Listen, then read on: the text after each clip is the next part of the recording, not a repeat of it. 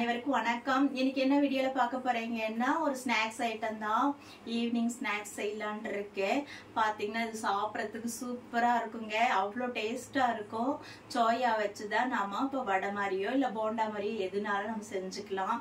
டேஸ்டா இருக்குங்க. குழந்தைங்களுக்கும் ரொம்ப பிடிக்கும் அந்த மாதிரி செஞ்சு கொடுத்தீங்கன்னா. வாங்க எப்படி செய்யறதுன்னு பார்க்கலாம். வீடியோக்குள்ள போறதுக்கு முன்னாடி நான் வந்து சத்து மாவு சேல்ஸ் பண்ணிட்டு இருக்கேன். ஏற்கனவே நான் வீடியோல காமிச்சிருக்கேன். சத்து மாவு, ஹேர் ஆயில், இட்லி பொடி இதெல்லாம் சேல்ஸ் பண்ணிட்டு இருக்கேங்க. உங்களுக்கு வேணும்னா நீங்க கேட்டு வாங்கிக்கங்க. அதுக்கு முன்னாடி வீடியோக்குள்ள போறதுக்கு முன்னாடி என்னன்னா என்னோட சேனலை சப்ஸ்கிரைப் பண்ணிட்டு வாங்க. பாருங்க, நம்ம இப்போ சோயா வச்சு வடை செய்யறதால சோயாவை ஒரு அரை மணி நேரம் தண்ணியில் ஊற வச்சுருக்கேன். இப்போ நல்லா புழிஞ்சிட்டு மிக்சியில் மாவாட்டு அரைச்சிட்டு வந்துக்கலாம். நல்லா புழிஞ்சிக்கலாம். பாருங்க, இந்த மாதிரி இருக்கு. நான் வந்து ஒரு உருளைக்கிழங்கை வேக வச்சு எடுத்திருக்கேன். அந்த உருளைக்கிழங்கை இது கூட ஆட் பண்ணி நல்லா மிக்சியில் ஒரு சுற்றி எடுத்துக்கலாம். அப்போ தான் உங்களுக்கு எல்லாமே நல்லா மிக்ஸ் ஆகும், நல்லாவும் இருக்கும், கட்டி முட்டி இல்லாமல் இருக்கும். சரிங்களா? நம்ம மிக்சியில் போட்டு மிக்ஸ் பண்ணி கொண்டு வந்துக்கலாம். பாருங்க, சோயாவை உருளைக்கிழங்கு போட்டு நான் மிக்ஸில் அடிச்சிருக்கேன். கொஞ்சம் தண்ணி விட்டு தான் அரைச்சிருக்கேன். இப்போ நம்ம இது கூட என்னென்ன ஆட் பண்ணிக்கலான்னு பார்த்துக்கலாம். இப்போ இதை நம்ம வேற ஒரு பாத்திரத்தில் மாற்றிக்கலாம்.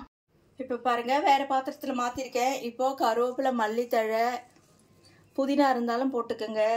தேவையான அளவுக்கு நமக்கு பச்சை மிளகாவை சின்ன சின்னதாக கட் பண்ணி போட்டுக்கோங்க.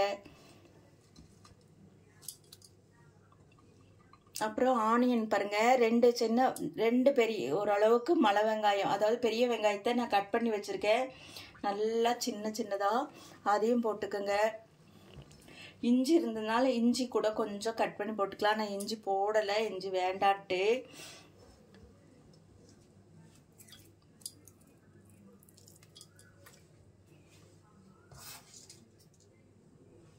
இது கூட நான் பாருங்க இது ஒரு சின்ன ஸ்பூன் நிறைய சோம்பு, இதை நல்லா இப்படி தேய்ச்சி இது பண்ணிட்டு போட்டுக்கலாம்.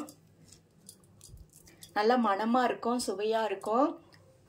இப்போது எல்லாம் மிக்ஸ் பண்ணுறதுக்கு முன்னாடி ஒரு கப்பில் கடலை மாவு எடுத்து வச்சுருக்கேன். அந்த கடலை மாவை இதில் போட்டுக்கலாம். கொஞ்சம் போட்டு பிடிக்கிற பதத்துக்கு கொண்டு வந்துக்கலாம். கொஞ்சம் கொஞ்சமாக போட்டுக்கலாம். போட்டு இப்போ நல்லா சால்ட், உப்பு பத்தலைன்னா உப்பு போட்டுக்கோங்க. சரிங்களா? நம்ம வடைக்கு ரெடி பண்ணிக்கலாம். பாருங்க, நல்லா பிசைஞ்சு வச்சுட்டேன். இப்போது நம்ம உருண்டை வேணும்னாலும் உருண்டையாக போட்டுக்கலாம். தட்டி வடை மாதிரினாலும் வடையாக போட்டுக்கலாம். சரிங்களா? எண்ணெய் காஞ்சிட்ருக்கு, போட்டுடலாம். இதே உருட்டி எண்ணெயில் போட வேண்டியதான். லைட்டாக சிம்மில் வச்சுக்கோங்க. அப்போ தான் உள்ளே வேகும். வடையாக இருந்தால் கூட தெரியாது. உருண்டை பாருங்க, நமக்கு எவ்வளோ சைஸ் வேணும் அந்தளவுக்கு. சரிங்களா? கொஞ்சம் வேகட்டும். பாருங்க, வெந்துட்டுருக்கு. லைட்டாக சிம்மில் வச்சு நாம் கொஞ்சம் கொஞ்சமாக மெதுவாக திருப்பிக்கலாம், உடையாமல். இது பார்த்திங்கன்னா சோயா வச்சு செஞ்சதுன்னு நம்பவே முடியாது. அந்த அளவுக்கு டேஸ்ட்டாக இருக்கும். குழந்தைங்களுக்கு ரொம்ப பிடிக்கும். செஞ்சு கொடுங்க. வெளியே அப்படியே கிறிஸ்பியாக இருக்கும், உள்ளே பார்த்திங்கன்னா மெதுன்னு நல்லா இருக்கும். இதுக்கு ஏதாவது தேங்காய் சட்னியோ இல்லை சட்னி கூட வேண்டாம், அப்படியே கூட சாப்பிட்டுக்கலாம். கெச்சப் அந்த மாதிரி தொட்டும் சாப்பிட்டுக்கலாம். அந்த அளவுக்கு டேஸ்ட்டாக இருக்குங்க. பாருங்க, சூப்பராக வெந்துட்டுருக்கு. இப்போ நம்ம எடுத்துக்கலாம். இந்த மாதிரியே எல்லாமே பண்ணிக்கலாங்க. நல்லா அருமையாக இருக்கும். வெளியே கிறிஸ்பியாகவும் உள்ளே சாஃப்டாகவும் இருக்கும். சாப்பிட்றதுக்கு அவ்வளோ டேஸ்ட்டாக இருக்கும் அது.